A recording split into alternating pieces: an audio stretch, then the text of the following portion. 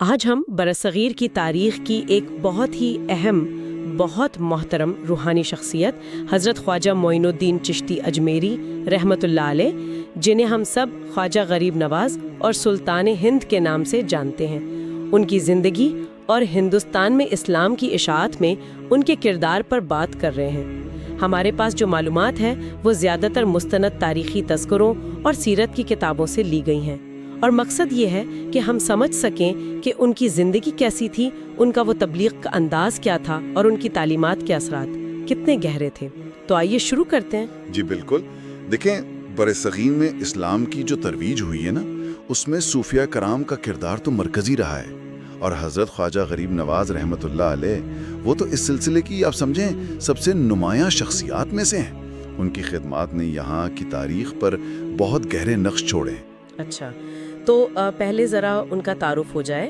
ان کا نام تو معین الدین حسن چشتی تھا، اور القابات جیسے آپ نے کہا خواجہ غریب نواز، یعنی غریبوں کی مدد کرنے والے، ان پر نوازش کرنے والے، اور سلطان ہند یعنی ہندوستان کے روحانی بادشاہ۔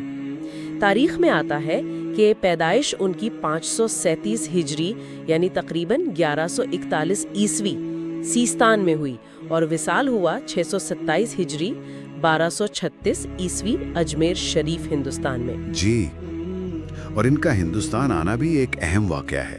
شروع کی تعلیم تو وہیں حاصل کی، پھر آپ نے اس وقت کے جو بڑے علمی مراکز تھے جیسے بغداد، خراسان، پھر مکہ، مدینہ، وہاں کا سفر کیا، وہاں کے بزرگوں سے، علماء سے فیض حاصل کیا، اور پھر کہا جاتا ہے کہ کسی روحانی اشارے پر آپ ہندوستان تشریف لائے۔ جو معتبر ذرائع ہیں جیسے سیرت خواجہ غریب نواز ہے یا نزہۃ الخواطر، ان میں ذکر ملتا ہے کہ آپ تقریباً 1191 عیسوی کے آس پاس اجمیر پہنچے۔ اجمیر جو اس وقت پرتھوی راج چوہان کا گڑھ تھا۔ جی ہاں بالکل، پرتھوی راج چوہان کا مرکز تھا اس وقت۔ اور یہ بات بڑی دلچسپ ہے کہ وہاں پہنچ کر انہوں نے جو راستہ اپنایا وہ اس زمانے کے حساب سے بہت الگ تھا۔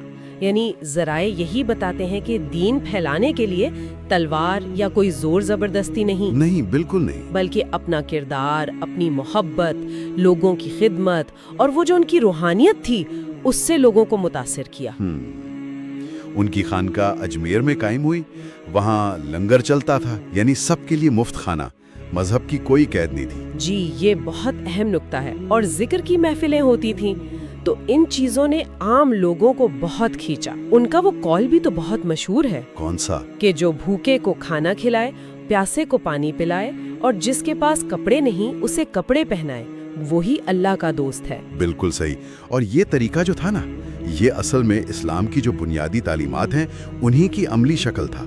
قرآن میں بھی تو یہی حکم ہے کہ اپنے رب کے راستے کی طرف حکمت اور اچھی نصیحت سے بلاؤ۔ جی، اور حدیث شریف میں بھی ہے کہ دین تو ہے ہی خیر خواہی کا نام۔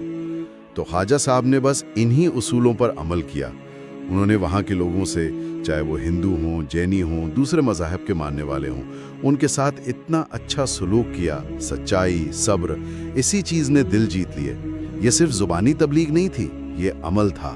اور اس کا اثر کتنا گہرا تھا اس کا اندازہ اس بات سے بھی ہوتا ہے کہ کچھ تاریخی روایات میں، جیسے شیخ عبدالحق محدث دہلوی نے اخبار الاخیار میں لکھا ہے کہ ان کی وجہ سے، ان کی برکت سے بہت بڑی تعداد میں لوگوں نے اسلام قبول کیا، حتیٰ کہ 90 لاکھ یعنی 9 ملین کا عدد بھی ذکر کیا جاتا ہے۔ دیکھیے، اس عدد پر مورخین میں مختلف آراء ہو سکتی ہیں، تحقیق کی گنجائش رہتی ہے، لیکن اس سے ہٹ کر بھی دیکھیں تو اصل بات یہ ہے کہ ان کی کوششوں کا نتیجہ بہت بڑا نکلا، بہت وسیع۔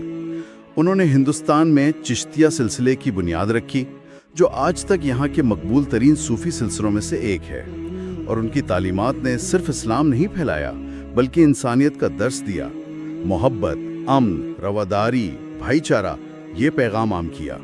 شاید یہی وجہ ہے کہ آج بھی صدیاں گزر گئیں، اجمیر میں ان کا مزار ایک ایسا مرکز ہے جہاں ہر مذہب کے لوگ جاتے ہیں سکون کے لیے۔ صحیح، وہ ایک طرح سے بین المذاہب ہمہ ہنگی کی علامت بن گیا ہے۔ بالکل، ایک زندہ علامت۔ تو اگر ہم اس ساری گفتگو کا خلاصہ کریں تو یہ کہہ سکتے ہیں کہ خواجہ غریب نواز رحمۃ اللہ علیہ کی جو میراث ہے وہ طاقت یا جبر پر نہیں کھڑی نہیں، بالکل نہیں۔ بلکہ اس کی بنیاد خالصتاً ہمدردی، خدمت خلق اور ان کی اپنی روحانی کشش تھی، اور یہ میراث آج بھی زندہ ہے، لاکھوں لوگوں کے لیے ایک روشنی کی طرح۔ جی بالکل درست۔ اور یہیں سے نا ایک اہم سوال بھی پیدا ہوتا ہے سوچنے کے لیے، وہ کیا؟ کہ یہ جو اصول تھے محبت کے، خدمت کے، رواداری کے، جو 800 سال پہلے اتنے کارگر ثابت ہوئے، کیا آج کے اس دور میں جہاں اتنی تقسیم ہے، اتنی پیچیدگیاں ہیں، کیا یہ اصول آج بھی مختلف تہذیبوں، مختلف معاشروں کے بیچ میں پل بن سکتے ہیں؟ کیا یہ ہمیں قریب لانے میں، ایک دوسرے کو سمجھنے میں مدد دے سکتے ہیں؟ یہ غور طلب بات ہے آج کے لیے۔